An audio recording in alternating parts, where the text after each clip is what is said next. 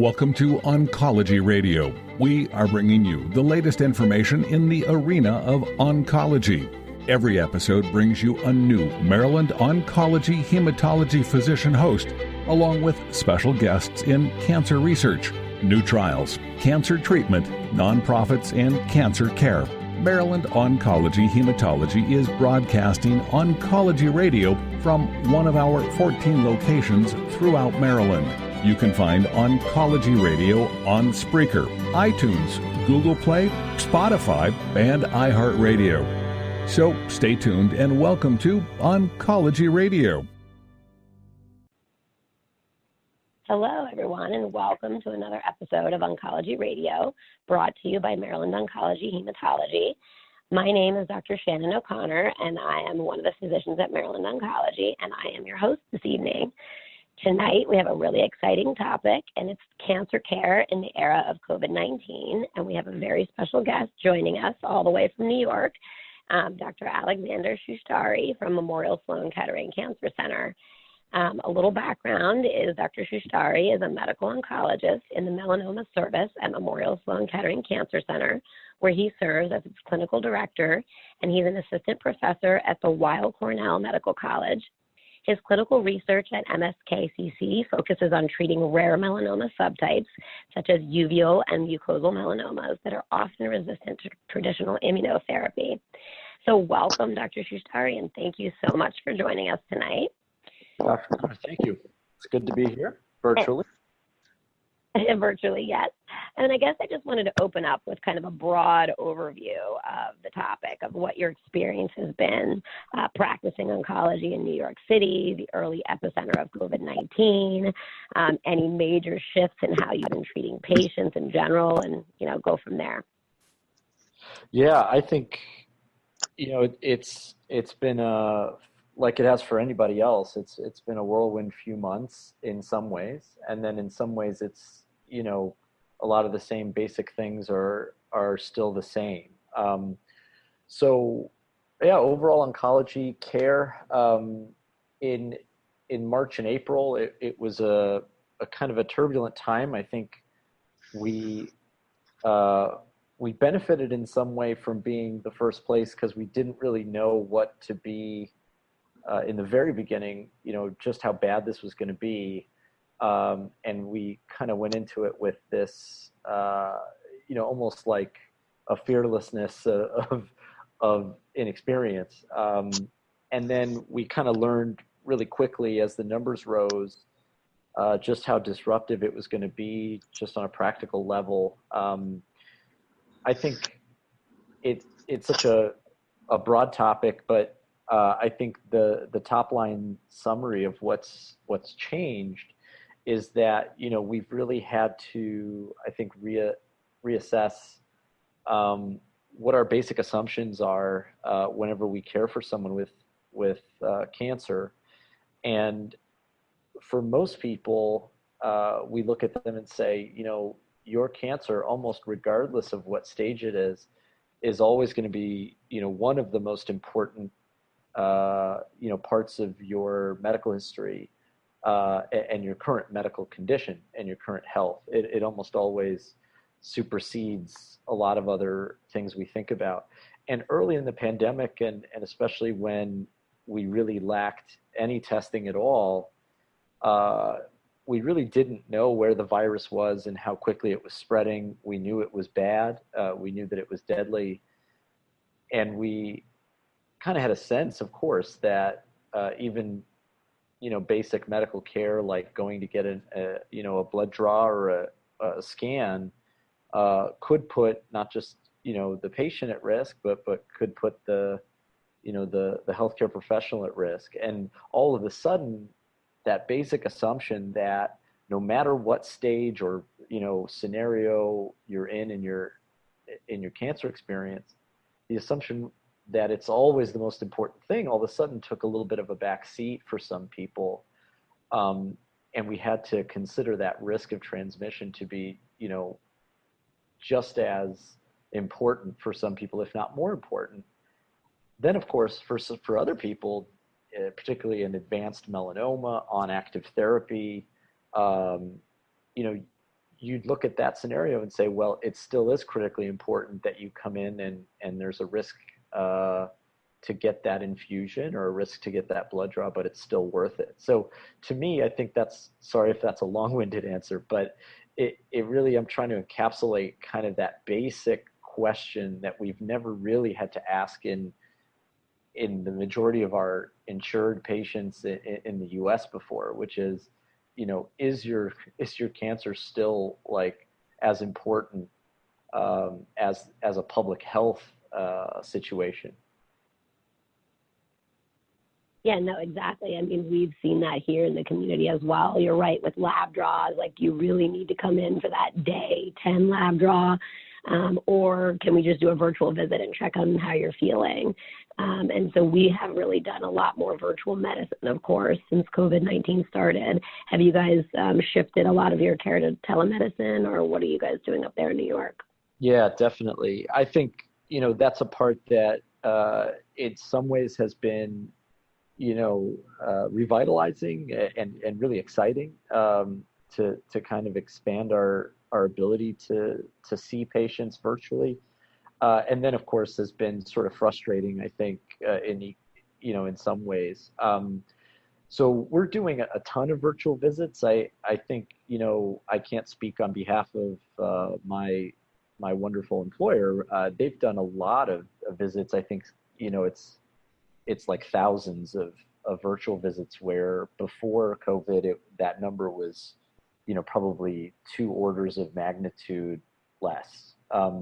And that's been a really rapid change. I don't know what your personal experience is. I think we've all had to look at each scenario, each patient and say, okay, do they have a smartphone?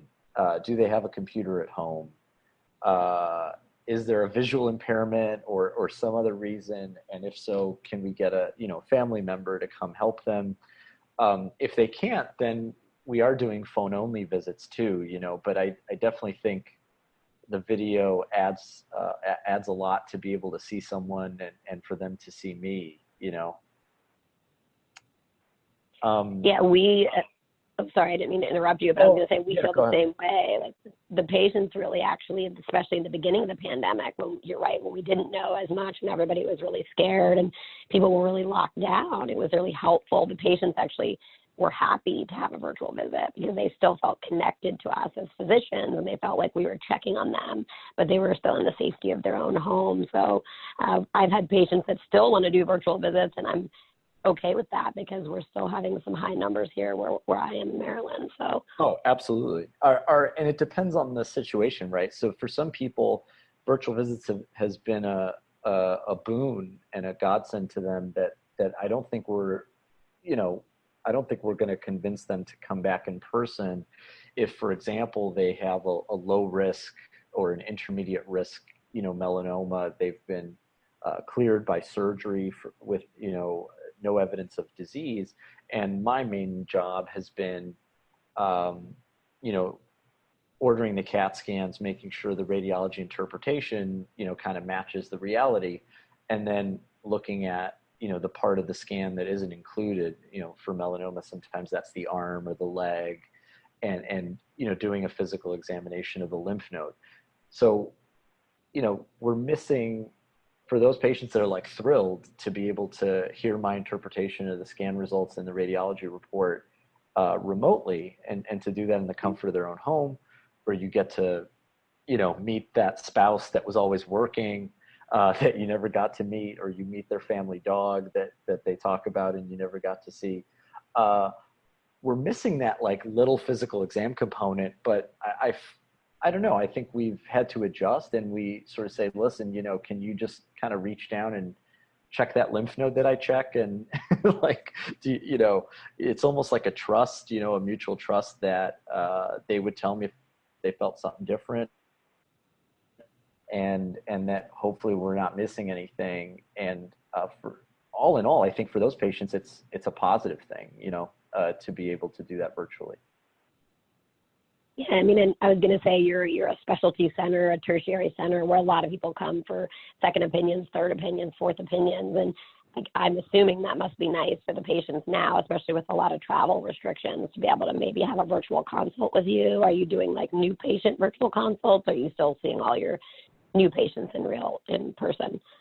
Yeah, that's been the biggest change. I actually went about 4 months seeing all my new visits virtually, and the number of new visits went down a little bit, but I was still fairly busy, and doing it virtually does open up, like you said, these other parts of the country, people that just need an hour of my time to make sure that they're on the right path, or if they're not on the right path, to say, broadly, what's your opinion on my options?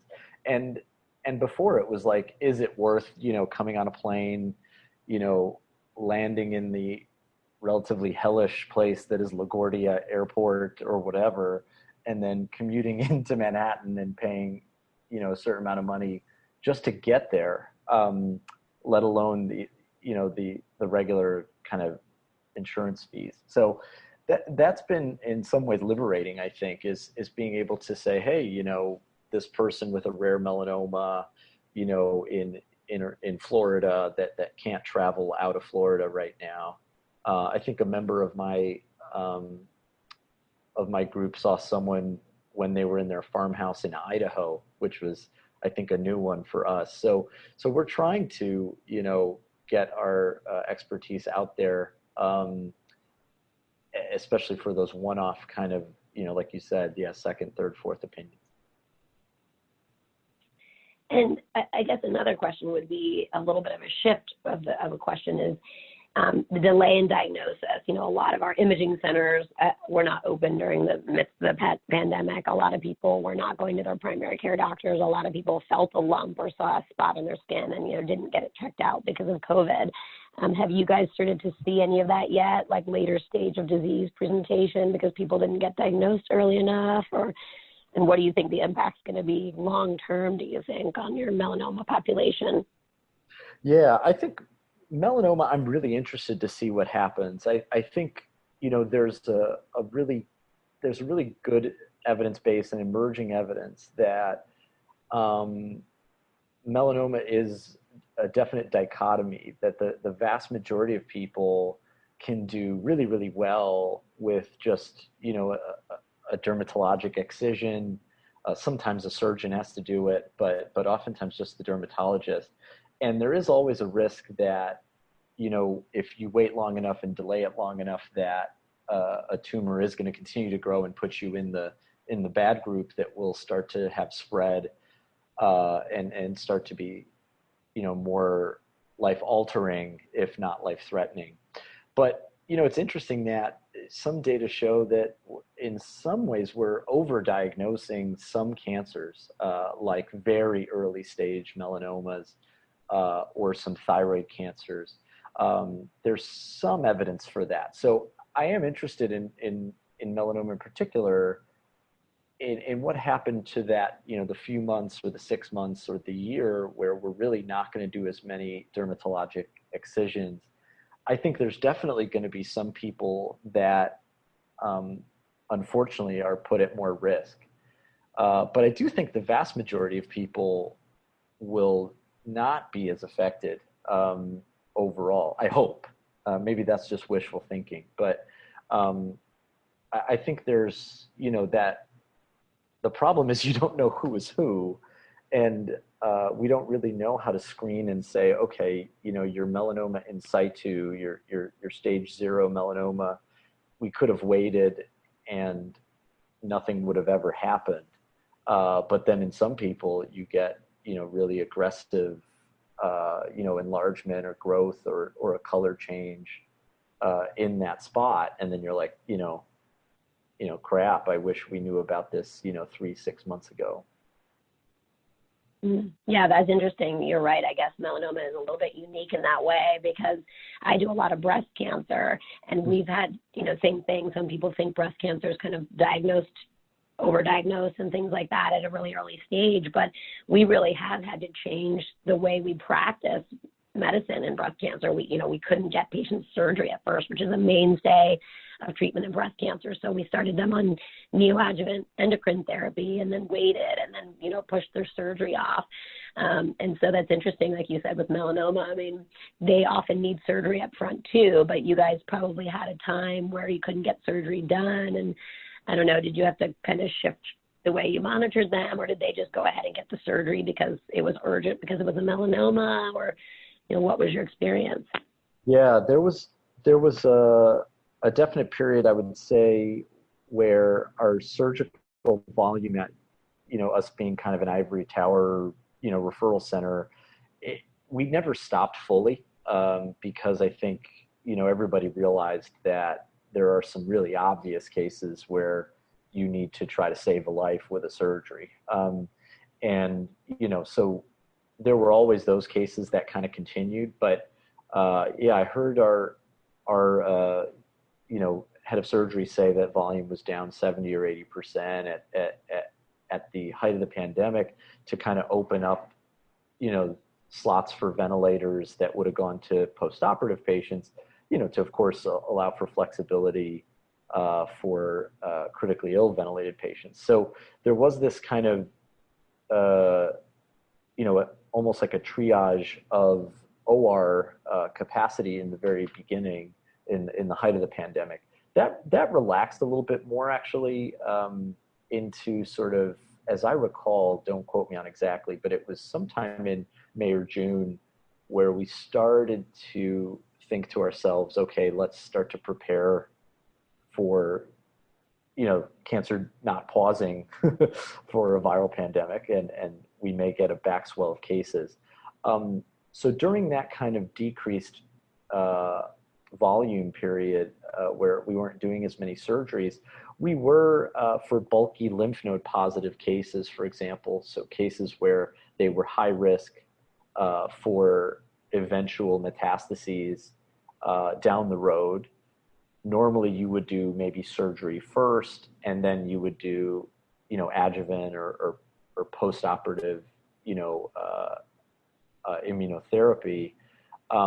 In this case, we were using, as you mentioned, neoadjuvant or before surgery therapy. In our case, it's not endocrine; it's usually immune-based.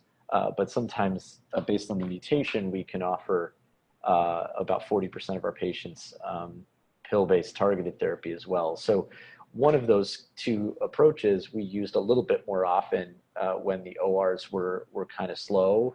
And it was this, again, like I said, almost exhilarating in a way, trying to use your oncology brain in a new way and say, okay, what's the bigger risk to the patient as best I know it? Is it coming into contact with us and doing a surgery and needing a hospitalization? Or is it the risk of using immune therapy, which revs up the immune system? At the time, there were a lot of unknowns on what immunotherapy would do with their risk of COVID. And then sometimes you rev it up too much, right, with immune-related adverse events, and you need to reverse course and give, corticosteroids, and you need to calm down the immune system and suppress it, which of course is its own issue probably in the long run. So it was this kind of complex, I think, calculus, and I think to a certain extent we're still doing that. It hasn't changed. We're still, of course, making that calculated risk assessment. Although thankfully our numbers in New York State are at a sort of lower level right now. And on that topic, did you see increased complications with immune therapy patients or your steroid patients? Like, did you see them getting COVID more frequently, or complications from COVID, or? Yeah, I think there's like two ways that I always think about that question. One is like anecdotally in my own patient practice, and then one is the other and probably better way is the larger data sets that are starting to come out. I think anecdotally, I'm in some ways,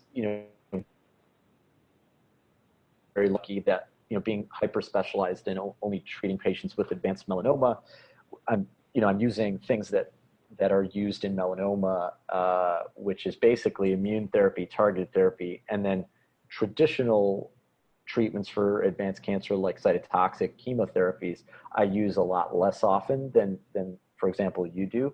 So our patient population in melanoma, we had quite a few people get COVID, but for whatever reason, we weren't seeing, thankfully, a lot of hospitalizations or deaths from it. It did happen, but not quite as often as the very earliest reports from China, suggested, where they said, listen, having cancer, is a risk factor for death, be on the lookout. And I'm sure you remember that initial publication where in March or April, we're all holding our breath. The second way to look at it, to me, has been more instructive, which has been the kind of published data coming out of institutions like Sloan Kettering, or even recently a very large cohort of a bunch of cancer centers, where I think the biggest risk for hospitalization and then doing really poorly seems to be, for example, liquid tumors like patients with leukemias and disordered immune systems as a direct result of their cancer. I think that's been a really tough spot for folks. And then there was initially a question whether, actually from our group, our infectious disease group here, suggested that so-called immunotherapy, they kind of lumped some of the checkpoint inhibitor type regimens together and said, these immunotherapies put people at higher risk, and we need to understand why. When a smaller subgroup of those were analyzed in a bit more detail in a separate publication from my colleague Matt Hellman in the lung group here, they actually said, listen, a lot of people getting immunotherapy are getting immunotherapy with chemotherapy together as a result of lung cancer that often is associated with long-term smoking. And as we all know, of course, that introduces all sorts of confounders with, their lung function, and those getting immunotherapy may have compromised lung function, et cetera. So when they looked at, I think it was a group of about 60-something or 70-something patients who got COVID, they didn't see that immunotherapy increased the risk of ICU admission or of death.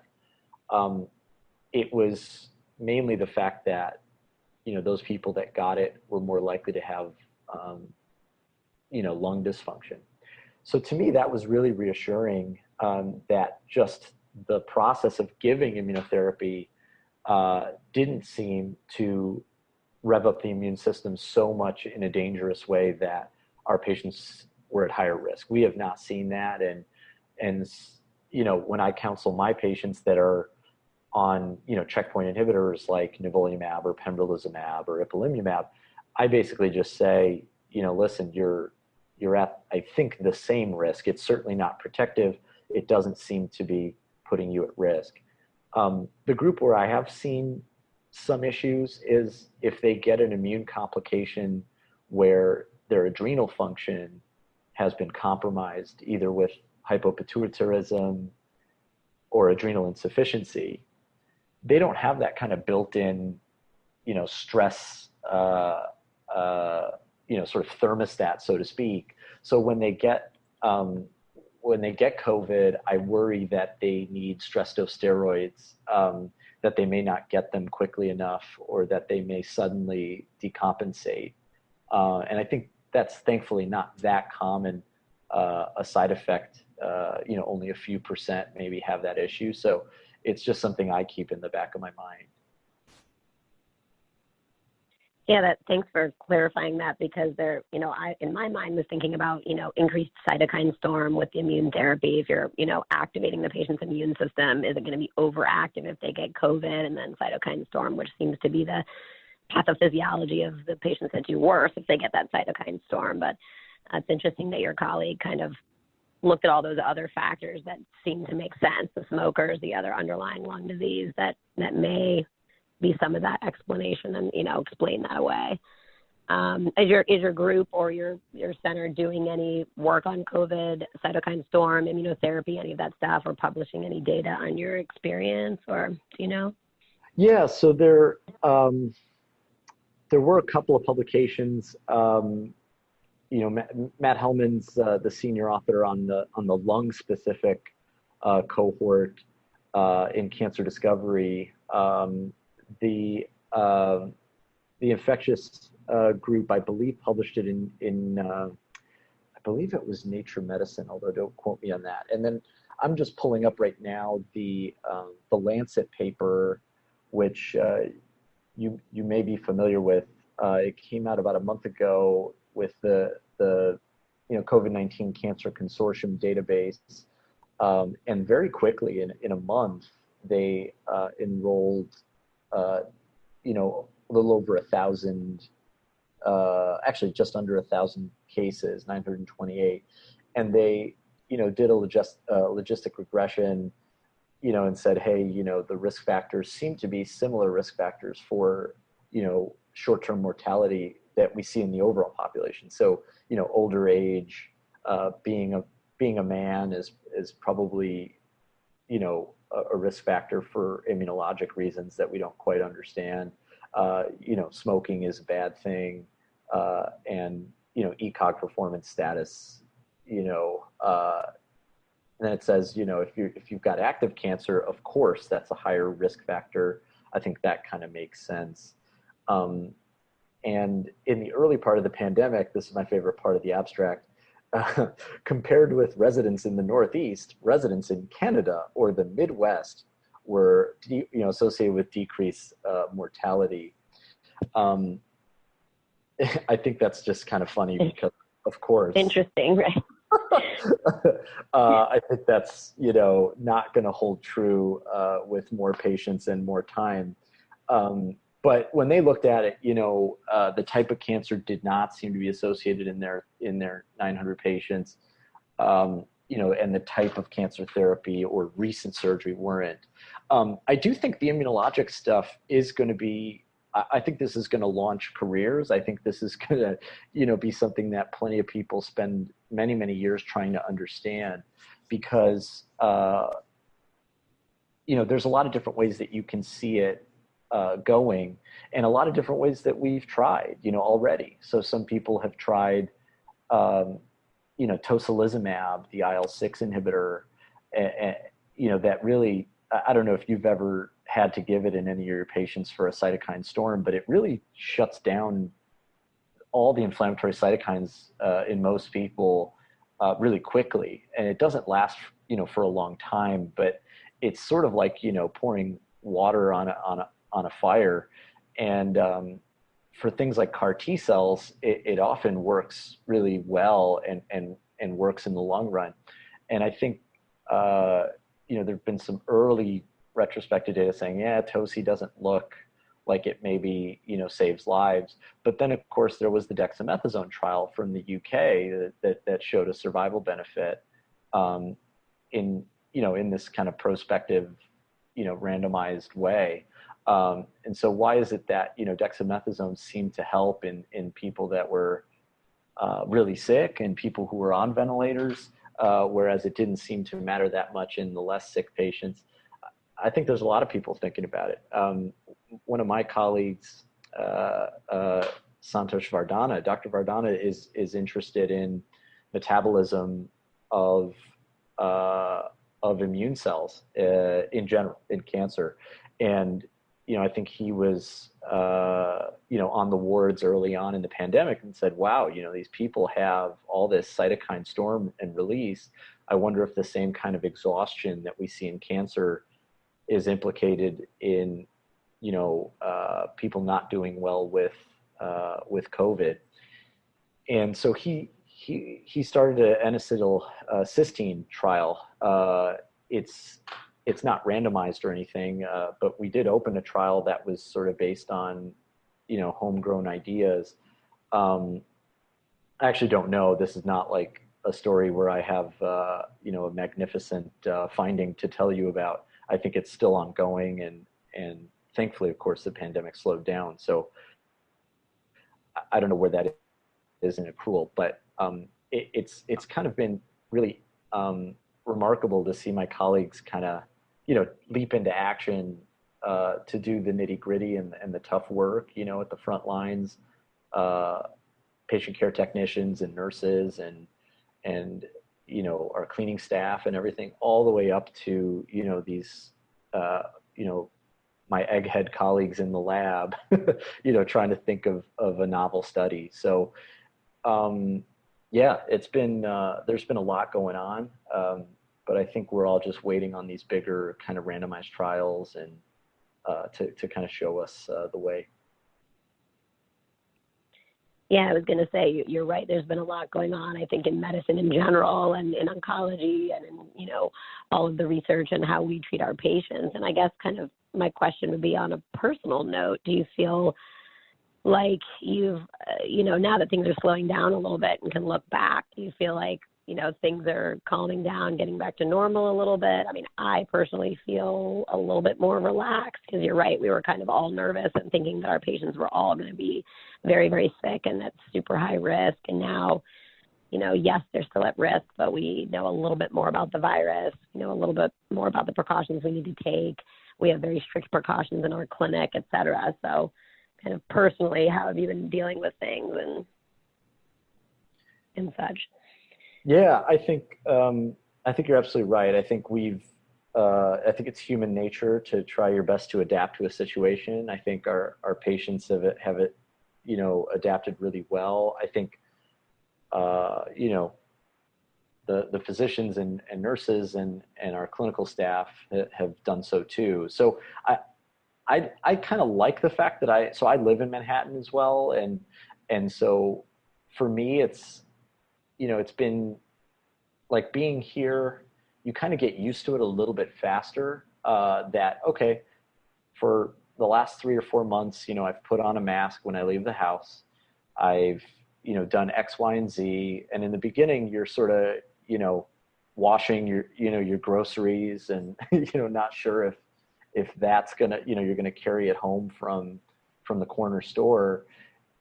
And then over time, when you do that enough, and then you relax incrementally, you keep the masking and the social distancing, and you realize, hey, I haven't gotten anything.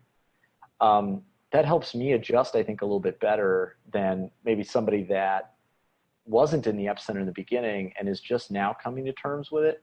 And I think, I've got family and friends, in areas that are, not quite past their peak. And they're sort of like, oh my God, how do you live in New York with the way things have been? And I say, well, I think we've all, kind of adjusted. So I agree with you. I think to a certain extent, clinical care has resumed a little bit. Our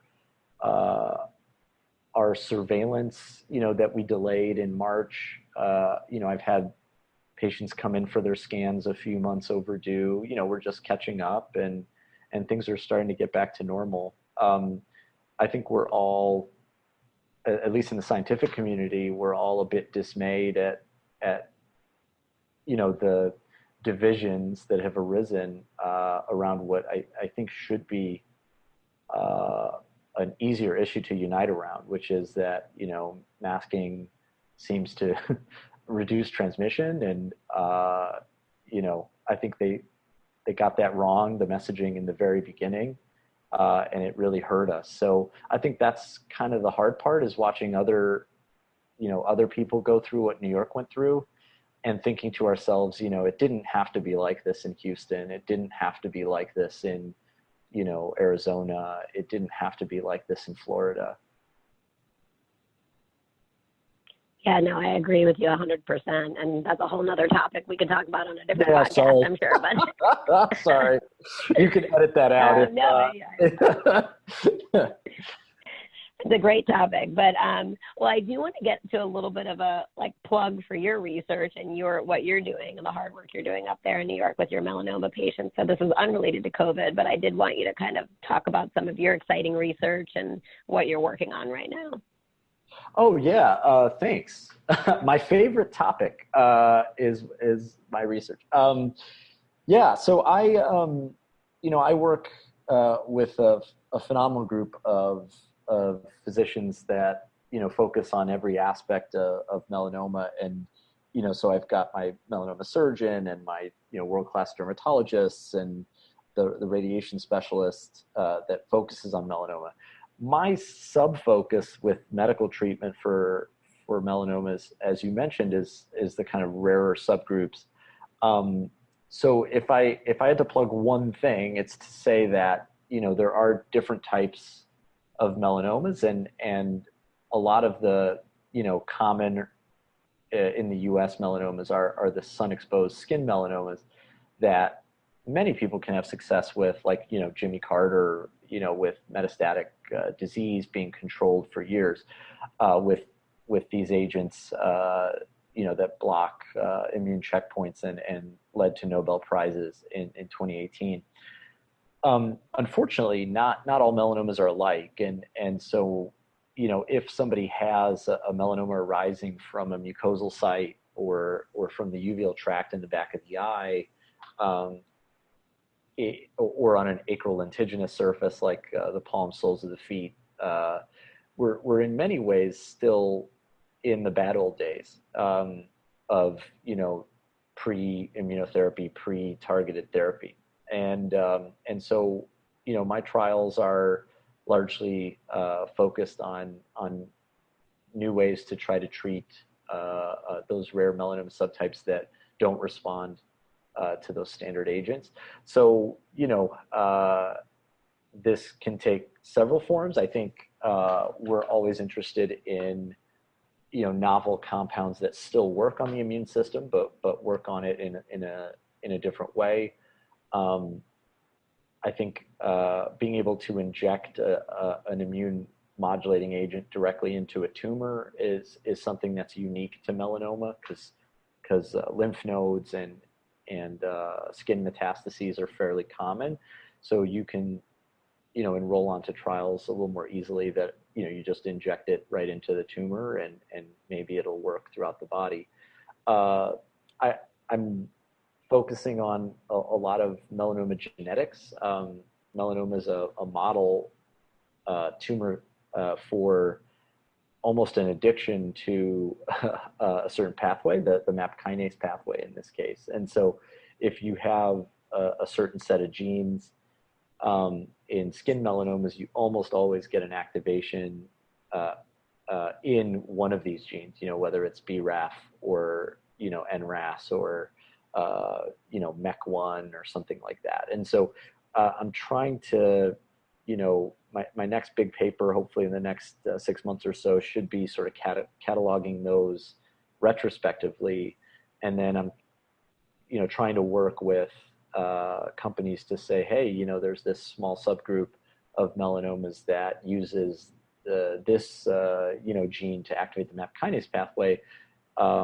You happen to have, alphabet soup, ABC123 compound that really inhibits that. Why don't we try to enrich and enroll a bunch of patients with melanoma onto your trial and see what we can do? So, on our end, it's moving past the checkpoint inhibitors that kind of put, MSK melanoma on the map, 10 years ago, 15 years ago, leading to the FDA approvals.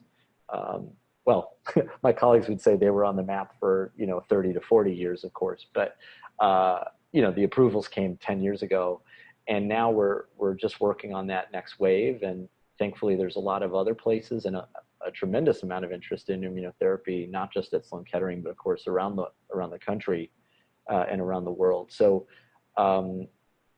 it's a really active area. I think if you have a rare melanoma, come on by. Happy to do a remote opinion.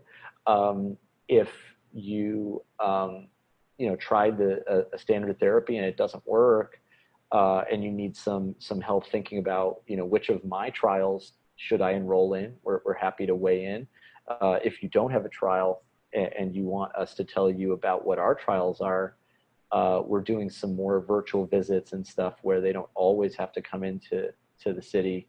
So we're there. We're just trying to help people as best we can in this post-COVID landscape. Yeah, on that note, I was just about to ask you if a patient wants to come or if a provider wants to refer you a patient. Do you have a new patient coordinator, a phone number, an email that they should reach out to get in with you? Oh, yeah. I always forget the fastest way is still a phone number. Somewhat unfortunately, I think that's not always what people reach for these days. But it really still is the fastest way is our physician access service. So our number would be 646-497-9067.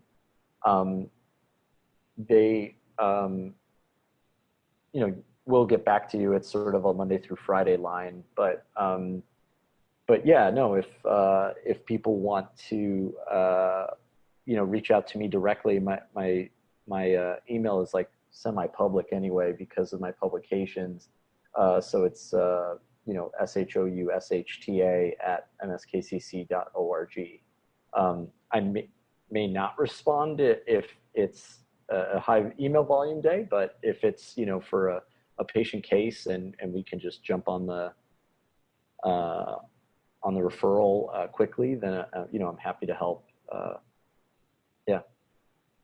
Well, thank you so much for that information. That'll be good for our referring providers and patients. And thank you so much for your perspectives on cancer in the era of COVID-19. And I really enjoyed having you on the podcast tonight. And I've always enjoyed working with you in the past as we've shared patients. So thank you again, Dr. Shoushtari, for joining us, and have a great night. Yeah, thank you, Dr. O'Connor. It's been a pleasure, and pleasure is all mine. Thank you. Thanks for listening to our latest episode of Oncology Radio. You can find the broadcast on Spreaker, iTunes, Google Play, Spotify, and iHeartRadio. You can find more information about our physician hosts from Maryland Oncology Hematology at www.marylandoncology.com. Subscribe to our show on Spreaker at www.spreaker.com/user/oncology radio. And remember to follow the guidelines and get your cancer screenings for the best defense against cancer.